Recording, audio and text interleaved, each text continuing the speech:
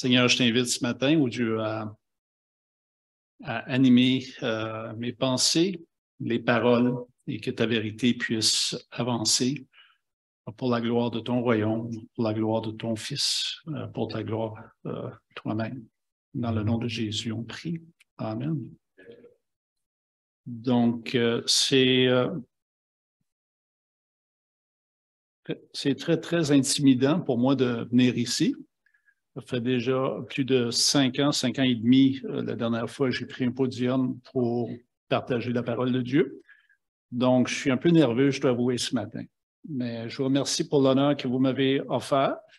Et c'est bizarre, quand j'ai dit oui à la prêche, je ne m'attendais pas à avoir un mois de mai et de juin aussi mouvementé. C'est bizarre comment que la vie peut nous jouer un peu des tours. C'est que ça a été plus ardu que prévu. Une chose que j'ai appris, c'est l'importance de lire la parole de Dieu. Parce que lorsqu'on ne lit pas assez la parole de Dieu, la mémoire, c'est une faculté qui oublie. Et là, on voit comment est-ce qu'on peut oublier des choses qu'il y a 5 ans ou 6 ans que je prenais pour acquis. Là, j'avais de la misère à m'en rappeler. C'est que je vous encourage tous à lire la parole de Dieu. Intéressant que Marielle a parlé de Isaïe, et donc on va aller voir Isaïe aujourd'hui, mais avant, je vais juste faire une petite préambule.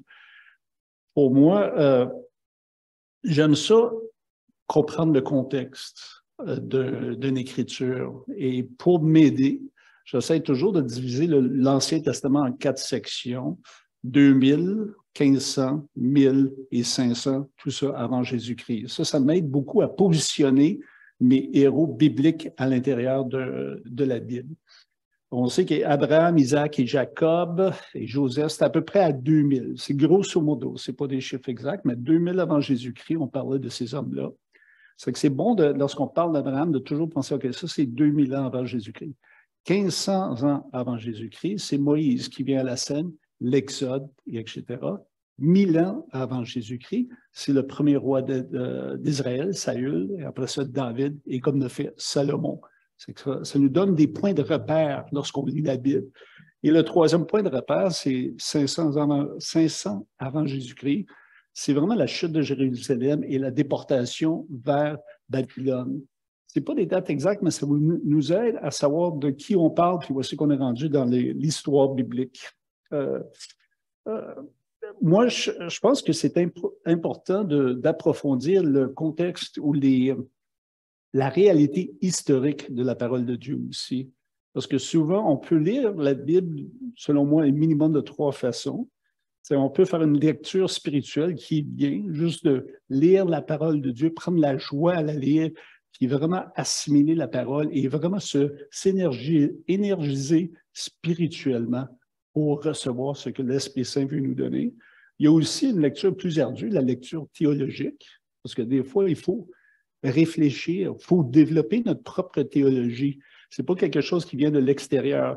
Ça vient de l'extérieur, oui, mais nous, on doit l'intérioriser. On doit vraiment maîtriser notre théologie, savoir ce qu'on croit et d'être capable de l'exprimer d'une façon assez claire pour être sécure dans notre foi, puis aussi être en mesure de pas avoir des débats comme tels, mais de défendre notre foi et de promouvoir la vérité comme on la connaît, qu'on retrouve en Jésus-Christ.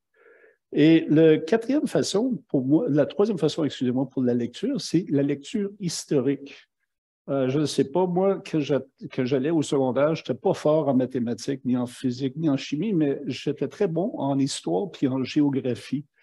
Et avoir su, j'aurais dû me lancer de ce côté-là dans mes études parce que j'étais doué là-dedans. Mais moi, je trouvais, ben non, qu'est-ce qu'on va faire avec un diplôme en histoire ou en géographie? Je ne sais pas ce que j'aurais fait avec ça, mais j'étais doué là-dedans. Et je pense que ça fait partie un peu de la nature celtique. Les Irlandais, souvent, ont une nature historique qui aime développer, comprendre le passé. Et moi, j'ai ça en moi et je trouve que c'est vraiment important de comprendre l'histoire de la Bible pour être en mesure de vraiment nous aider à la comprendre et encore une fois l'assimiler. C'est que si on combine ces 3 façons de faire la lecture de la Bible, éventuellement, on va avoir une vie spirituelle plus riche, plus centrée sur la parole de Dieu, plus ancrée dans la parole de Dieu. Et on ressent cette puissance qui remonte en nous parce qu'on sait de quoi qu'on parle, de tous les facettes. Aujourd'hui, on va regarder un texte intéressant, mais avant de commencer, tu sais, un texte hors de son contexte n'est qu'un prétexte. Est-ce que vous avez déjà entendu cet énoncé-là? J'imagine que oui, ceux qui ont fait les cours théologiques ont déjà entendu ça. Et aujourd'hui, on va faire un peu ça. C'est que là, je suis un peu sur la ligne de ça parce que on va aller voir Ésaïe, justement. Mais avant même d'y aller, je vais juste vous partager deux petites histoires. Une histoire, c'est un ami que j'avais, un ami, une connaissance. Un ami, ce serait peut-être un gros mot. Un monsieur qui était un client à mon restaurant, qui, à un moment donné, a eu une expérience avec Jésus-Christ. Mais c'est un homme qui était très, peut-être orgueilleux ou très têtu. Il était hollandais. Et donc, il y avait une certaine rigidité germanique, j'imagine, qui avait la difficulté peut-être à être flexible. Et donc, lui, il lisait sa Bible, mais à sa façon. Puis à un moment donné, il a été voir dans Matthieu 2, verset 13. On va le lire, c'est juste un petit verset. C'est lorsque l'ange du Seigneur vient voir Joseph pour lui dire d'aller en Égypte pour fuir justement le roi Hérode qui avait des desseins malsains envers de Jésus. Comme fait 2.13, excusez-moi. J'aurais aimé ça faire un PowerPoint, mais je n'ai pas eu l'occasion. Donc, un ange du Seigneur apparut dans un rêve à Joseph et dit, « Lève-toi, prends le petit enfant et sa mère, fuis en Égypte et reste-y jusqu'à ce que je te parle. » Et donc, lui, ce monsieur-là, sa technique pour lire la Bible, c'était très, très simple. Il ouvrait la Bible puis il mettait son doigt n'importe où. Puis là, c'était ça sa réalité biblique pour la journée. Mais là, à un moment donné, hasard des hasards, il met son doigt là-dessus. Et que là, il est un peu perturbé. Qu'est-ce que je fais avec ça? Ben, en étant qui il était, il faut lui donner ça. Il a vendu sa propriété, il a vendu sa part, il a légué ça à sa fille, il a pris son argent et il est parti et il a été en Égypte. Est-ce que ça venait de Dieu ou pas? Ça, c'est une bonne question. Moi, je ne pense pas, mais en tout cas, il est en Égypte. Comme de fait, il y avait un arrière-plan de professeur, mais à cause qu'il était européen, les Européens valorisent beaucoup l'idée d'avoir un col blanc. Et donc, il avait fait une formation comme professeur, mais il aimait beaucoup la construction et il a fait carrière dans la construction. C'est qu'il se retrouve en Égypte. Qu'est-ce qu'il devrait faire? C'est travailler dans la construction. Travailler en construction en Égypte, comparativement à ici dans la province du Québec, c'est très, très différent comme d'après. Il disait qu'il y avait les outils là-bas. Si tu voyais dans les grands magasins, il y avait du DeWalt, puis il y avait peut-être du Milwaukee ou du Makita. Tous les outils étaient là. Sauf les ouvriers ne pouvaient pas se payer ces outils-là. C'était trop cher. Je ne sais pas à qui ils vendaient. Ils devaient les vendre à quelqu'un. Mais là-bas, c'était tout de base. C'était un peu comme bâtir les pyramides. C'est qu'il s'est retrouvé à travailler dans la construction avec du béton, puis à travailler comme dur. Heureusement, il a vu que ça sentait après un coup, puis heureusement, il a réfléchi un peu, puis il s'est donné à donner des cours d'anglais, justement en Égypte, pour soutenir à ses besoins. Et éventuellement, il est retourné au Canada. Mais on voit que le danger, lorsqu'on prend la parole de Dieu un peu à la légère comme ça, on peut se mettre dans des situations un peu délicates. Il a survécu, il est de retour au Canada, puis merci Seigneur pour ça. Il y a un autre verset aussi qui m'a beaucoup perturbé quand j'étais jeune chrétien aussi, c'est Actes 16, verset 31. C'est lorsque le joaillier à Philippe, vous vous rappelez l'histoire, Paul est emprisonné, je pense que Paul et Silas, c'est ce moment-là, ils sont emprisonnés et comme de fait, l'ange du Seigneur vient la nuit, ouvre toutes les portes, le joaillier est là, il veut se tuer parce qu'il croyait que tous les prisonniers avaient quitté les lieux ou quitté la prison, avaient évadé la prison. Et comme de fait, Paul il dit non, reste tranquille éventuellement. Il lui dit même, il dit, toi et ta famille, tu seras sauvés. Toi et ta famille. Ça, c'est un verset qui nous donne beaucoup de confort, surtout lorsqu'on sort des ténèbres, on avance, puis on pense à notre famille autour de nous qui ne connaissent pas le Seigneur. Qu'est-ce qu'on veut, nous? Et quand moi, je suis arrivé au Seigneur, la première chose que j'ai fait, j'ai donné des Bibles à tout le monde dans ma famille. J'ai traversé le Canada pour donner une Bible à main propre dans la main de mes deux petites sœurs. Parce que j'avais le goût que toi et ta famille, vous soyez sauvés. Sauf la question, c'est que ce verset-là qui nous donne un confort, surtout si on lutte avec la culpabilité d'être un survivant. Parce que quand on sort des ténèbres, pourquoi moi je suis sauvé? Un méchant, un tout croche comme moi, j'ai été béni, j'ai été sauvé, j'ai été sorti des ténèbres pour marcher avec le Seigneur, tandis que mes bien-aimés autour de moi ne l'ont pas été. On se sent coupable. Et donc, ça nous fortifie dans notre fort intérieur. Sauf le problème avec ce verset-là, c'était dans un contexte très précis. Paul parlait aux joailliers. Toi et ta famille, ce soir, vous allez être sauvés. Ce n'est pas un verset qu'on peut appliquer à tout le monde. Mais qu'est-ce qu'on fait lorsqu'on a une amie, je pense à la personne en question, qui a un fils qui est tout croche, qui est rendu adulte, qui choisit le péché d'une façon répétitive, malgré tous les efforts de sa mère, toutes les prières de l'Église, etc. Et elle se basait sur ce verset-là. Ben, moi et toi et ta famille, ou moi et ma famille vont être sauvés. Mais ce n'est pas vrai. Ce n'est pas la réalité. Et là, ça prend une certaine sensibilité pour comment approcher la personne qui a expliqué, ben, ce verset-là ne s'applique pas nécessairement à toi et ta famille. Il se peut que toi et ta famille, vous allez être sauvés. Il se peut aussi que non. C'est ça qui est ça. C'est que c'est toujours important. Là, on va aller voir les versets aujourd'hui. Je vais demander à ma tendre moitié de venir m'aider avec Isaïe 42, versets 14 à 17. C'est un passage que j'ai choisi parce que c'est un passage qui m'a interpellé quand j'étais jeune chrétien, et c'est un hasard de la vie, parce que le Seigneur m'avait amené sur des chemins que je ne connaissais pas. Et une chose qui était sûre, que j'étais très, très sûr, c'est que je sortais des ténèbres. Et j'avais même acheté une carte avec le verset 16 de ce chapitre-là pour le donner à mes deux associés avec qui je travaillais, parce que je l'ai quitté à ce moment-là. Parce que le Seigneur m'avait interpellé. Il dit, non, il faut que tu quittes. Donc, on va lire ça. Ésaïe 42, 14. J'ai longtemps gardé le silence. Je me suis tue. Je me suis contenue. Je crierai comme une femme en travail. Je serai haletant et je soufflerai tout à la fois. Je ravagerai montagnes et collines et j'en dessécherai toute la verdure. Je changerai les fleuves en terre ferme et je mettrai les étangs à sec. Je ferai marcher les aveugles sur un chemin qu'ils ne connaissent pas. Je les conduirai par des sentiers qu'ils ignorent. Je changerai devant eux les ténèbres en lumière et les endroits tortueux en plaine. Voilà ce que je ferai, et je ne les abandonnerai point. Ils reculeront, ils seront confus, ceux qui se confient aux idoles taillées, ceux qui disent aux idoles de fonte, vous êtes nos dieux. Amen. Merci beaucoup, France, pour ton appui. C'est bien apprécié, belle lecture. Et on parle d'Isaïe. Encore une fois, pour avoir le contexte, c'est important de comprendre qu'Isaïe a une longue carrière comme prophète.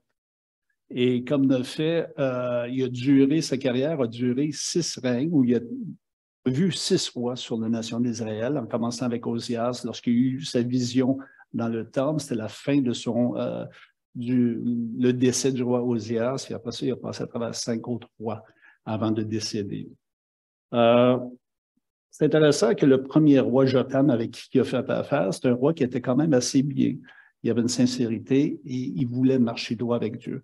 C'est intéressant quand même à noter qu'il n'y a aucun roi de Juda qui a marché parfaitement avec le Seigneur. Il y avait des bons rois, mais la majorité, ça vacillait beaucoup, et même ça débutait avec Salomon.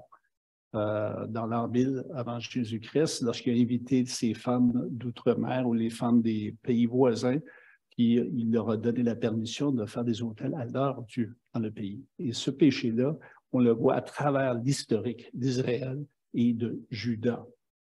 Et donc, ce que Jotham a développé, Achaz, je crois, a même fermé le deuxième mois avec qui il a fait affaire, il a fermé les portes du temple. Imaginez-vous, quelqu'un qui arriverait ici, on ferme l'église aujourd'hui, on verrouille les portes. J'ai eu l'expérience quand j'étais en Angleterre en 1992, j'avais une cousine qui habitait à Brighton, dans le sud de l'Angleterre, et moi j'arrivais un peu comme une surprise, et j'arrive, comme de fait, elle a quitté la fin de semaine avec son copain, j'imagine, pour aller en France pour la fin de semaine.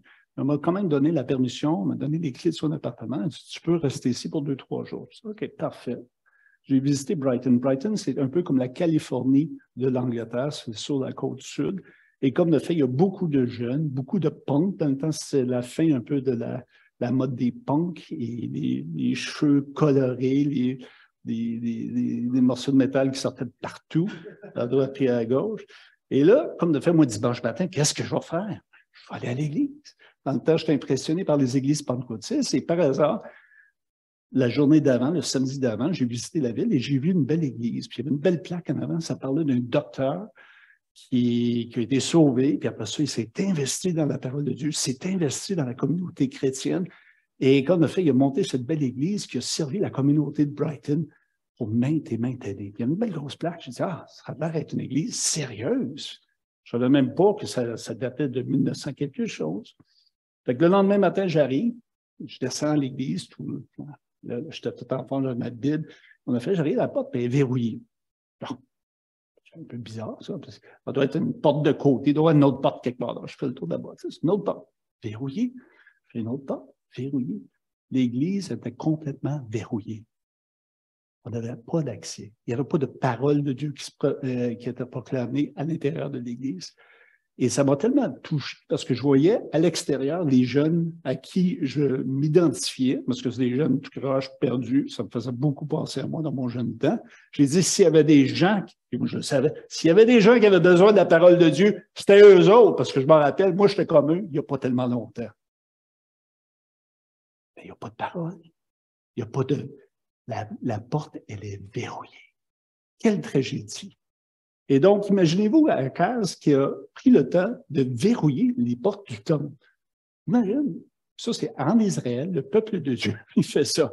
On ferme les églises, on ne parle plus de Dieu ici, puis on part olé olé à l'aventure avec les dieux païens. Par après, il y a Ézéchias. Lui, c'était vraiment, il a rouvert le temple, gloire à Dieu. Il y en avait un qui était sensible à la volonté de Dieu. Il a réouvert la tente et il a réinstallé les prêtres, il a élaboré la musique pour qu'on ait de la musique dans le temple, etc. C'était un succès. Puis après ça s'est terminé avec Manassé. Il paraît que Manassé, c'était le pire roi d'Israël. Et c'est lui, selon les traditions juives, qui aurait fait tuer Ésaïe éventuellement. Il a perdu la vie suite à un commandement de Manassé. Fait qu'on voit un peu Isaïe qui travaillait à l'intérieur de cette réalité-là.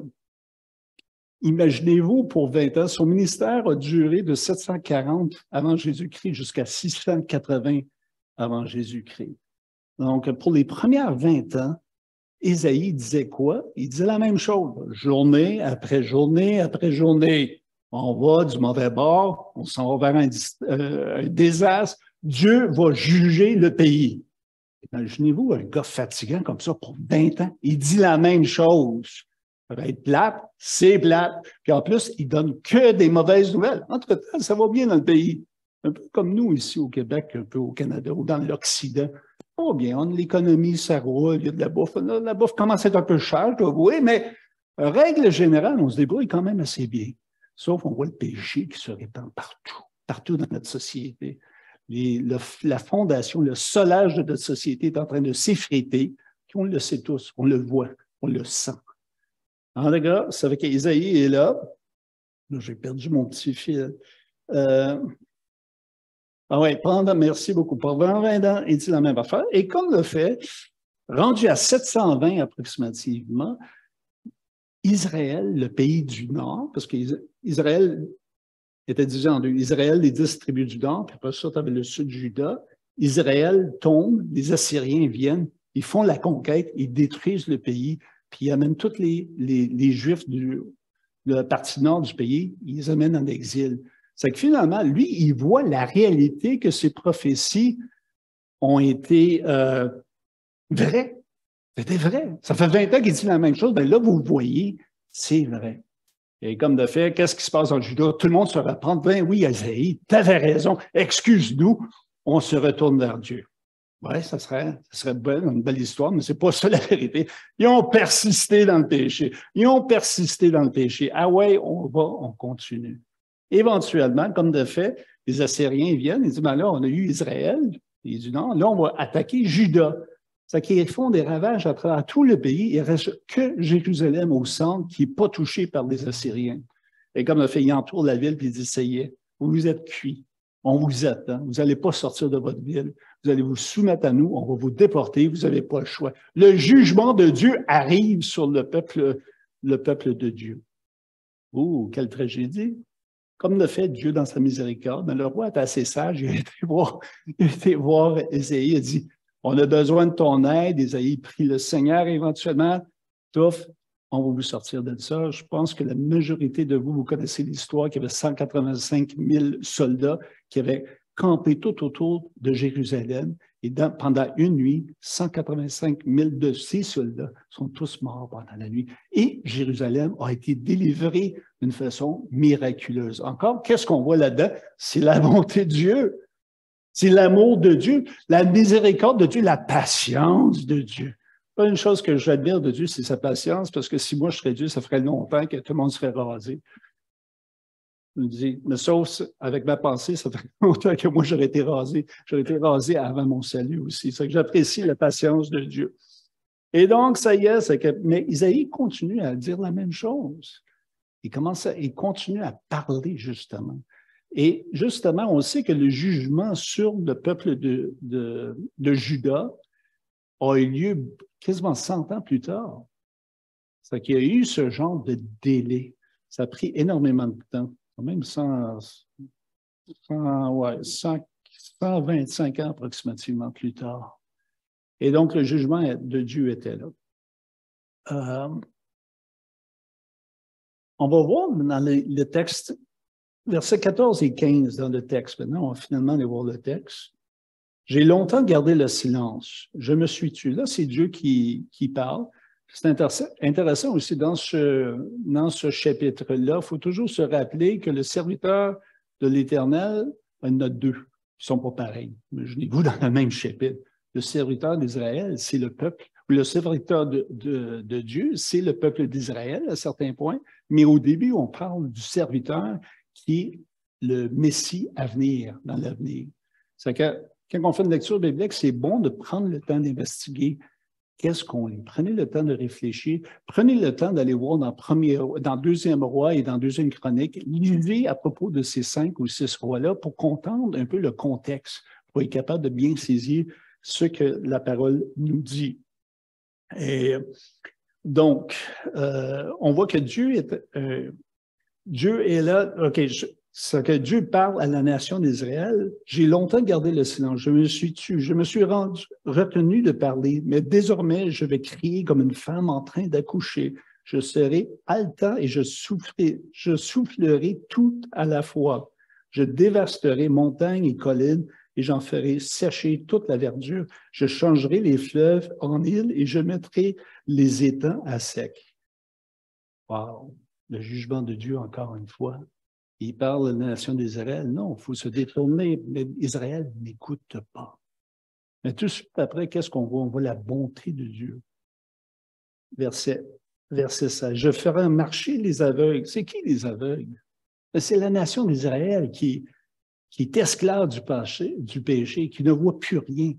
Qui ont ce fardeau de noirceur. Et c'est ça qui est inquiétant avec le péché.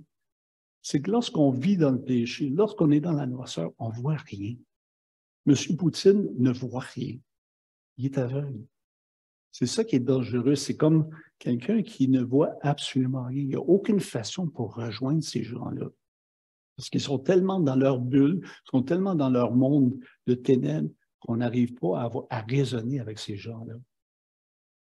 Ça, c'est un exemple, ça. C'est que je ferai marcher les aveugles sur un chemin qu'ils ne connaissent pas. Quand on voit la bonté de Dieu, vous êtes des aveugles.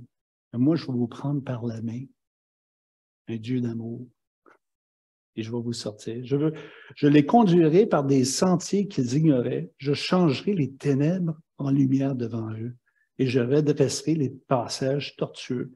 Voilà ce que je ferai, et je ne les abandonnerai pas. Ça, c'est Dieu qui parle à une nation rebelle, une nation qui le ridiculise, une nation qui l'ignore, une nation qui fait tout pour l'hériter. Et qu'est-ce qu'on voit? C'est l'amour de Dieu. Et nous, c'est ça, Dieu nous prend par la main. Quand j'ai commencé ma marche avec le Seigneur, c'est vraiment Dieu qui a pris ma main. Il dit, viens tel qu'il va. On oublie le passé. Je t'aime, fais-moi confiance. Juste avance un petit pas. Pour moi, c'était comme sauter par-dessus le mont Everest. La réalité de la chose, c'était un petit pas de bébé, comme un enfant. OK, papa, je te fais confiance. J'ai hâte de voir où c'est qu'on s'en va. Et Dieu a pourvu. Dieu a continuellement pourvu dans ma vie comme il pourvoit dans vos vies. Il est fidèle et juste. Je regarde dans le monde d'aujourd'hui, puis je pense qu'il faut commencer à réfléchir un peu parce que nous, en étant des enfants de lumière, la lumière et la noirceur vont toujours avoir un contact. On se fait rentrer dedans.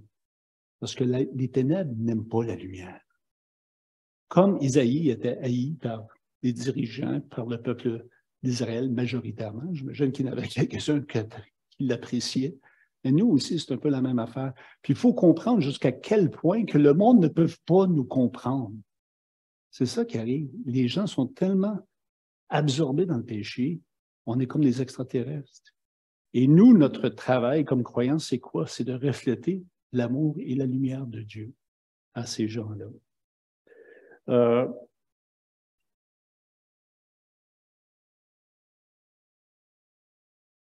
Dieu est un Dieu d'action, parce qu'il va nous conduire par des sentiers.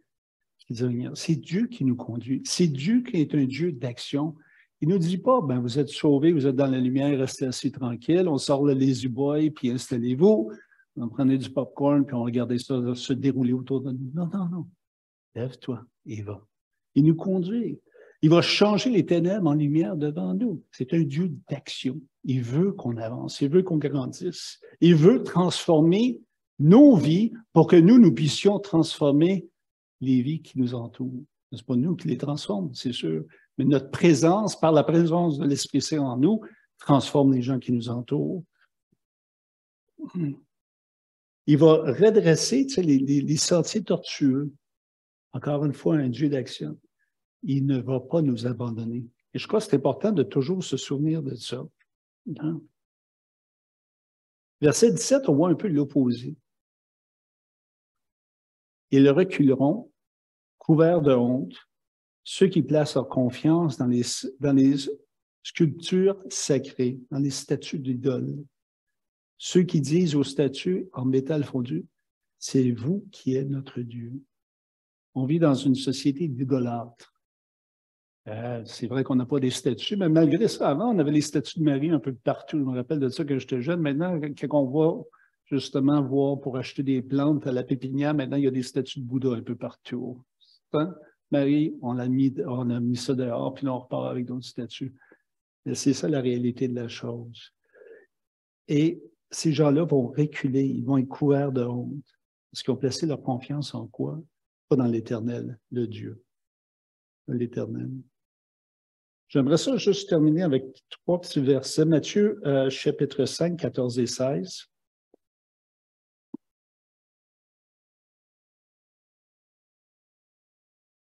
Je dépasse le temps un peu, excusez-moi.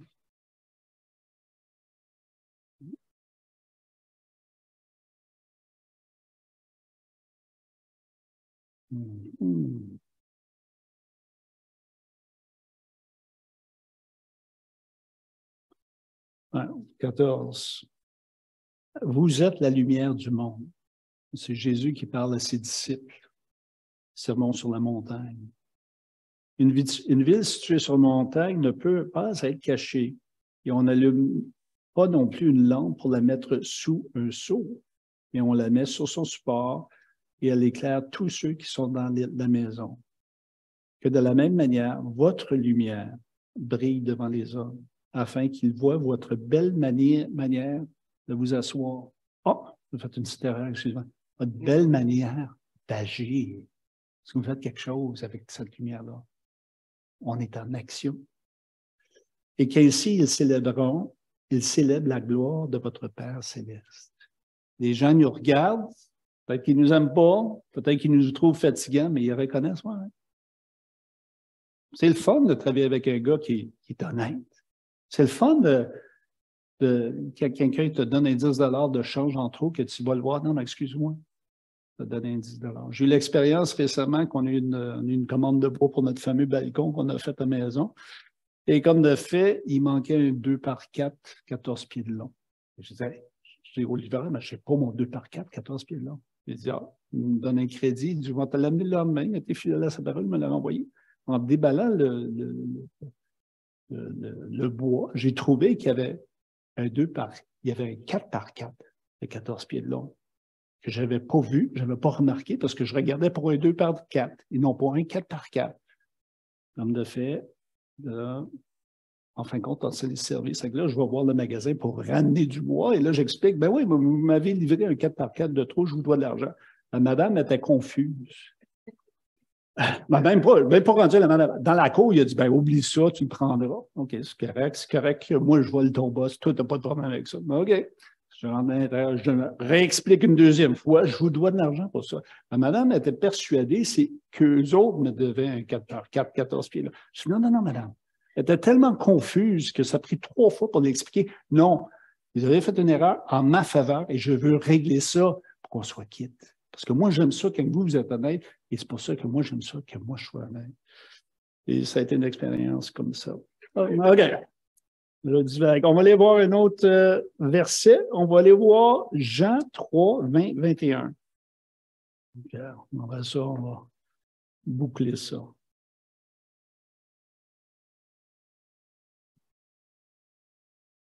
Bon, tu la vois? Bon.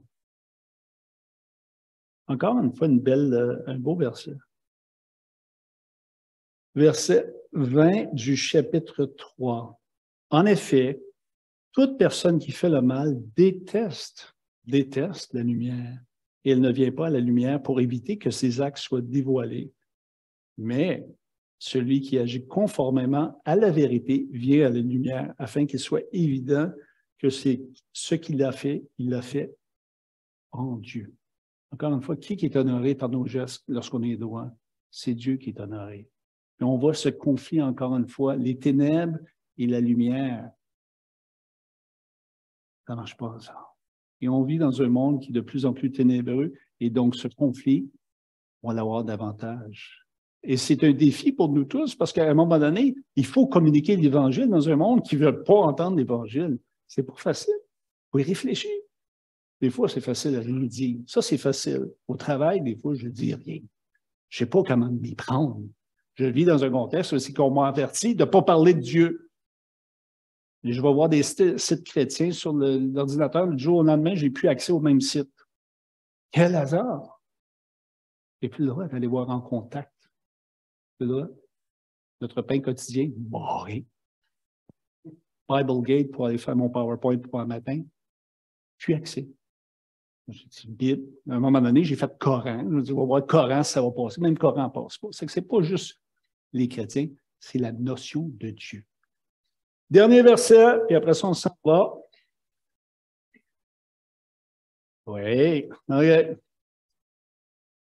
J'avais peur de ne pas en avoir assez à dire un matin. Les insécurités, hein, des fois.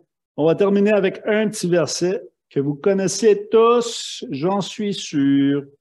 Jésus, la lumière du monde. Jean, chapitre 8, verset 12.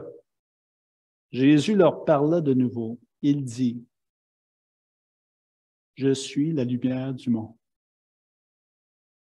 Celui qui me suit ne marcherait pas dans les ténèbres, mais il aura au contraire la lumière de la vie. » Qu'est-ce qu'on veut de plus que ça, mes amis? La lumière de la vie. Grâce à Jésus. Qu'est-ce qu'il a fait pour nous sur la croix? C'est qu'on a juste l'exhortation aujourd'hui, en fin de compte, c'est quoi? De prier et de devenir sensible à comment est-ce que nous, on peut propager cette lumière que les ténèbres cherchent à éteindre à tout bout de champ. On vit dans un monde qui est hostile envers nous, malheureusement. Mais ça peut Ça a toujours été. Hein. Ça varie. Hein, on a le catholicisme, on a Duplessis. Hein. Maintenant. Pardon? Ouais. OK. Ouais. Et tout ça, c'est sous, soi-disant, le parapluie du christianisme. Fait que là, tu essaies d'expliquer, mon patron ou mon superviseur au travail est un autochtone ou de souche autochtone. Et donc, lui, c'est pas facile de rejoindre, un monsieur qui est très gentil, très sympathique. Comment le rejoindre? Prions ensemble. On va terminer avec une prière parce que je sais qu'il y a des gens qui veulent partir. Moi, juste que Dieu puisse nous oindre pour être capable de partager l'Évangile avec les gens qui nous entendent. Seigneur Jésus, je te remercie, oh Dieu, pour le privilège d'être ici ce matin. Je prie, Seigneur, que tu puisses prendre les paroles et les pensées que j'ai partagées ce matin et par la puissance et par l'amour du Saint-Esprit, Seigneur, les faire travailler en nous pour qu'on puisse tous et chacun grandir dans notre foi. Et surtout, Seigneur, on a besoin de ton aide, ô Dieu, pour rejoindre les gens dans les ténèbres. Seigneur, nous étions comme eux il n'y a pas tellement longtemps. Donc, on n'est pas mieux qu'eux. C'est juste par ta grâce, par ton amour qu'on est qui nous sommes aujourd'hui. On te remercie pour ça. Et on prie, Seigneur, que tu puisses nous donner une facilité, une sagesse et surtout de l'amour pour rejoindre des gens qui ont besoin de toi. On prie toutes ces choses dans le nom de Jésus. Amen. Merci.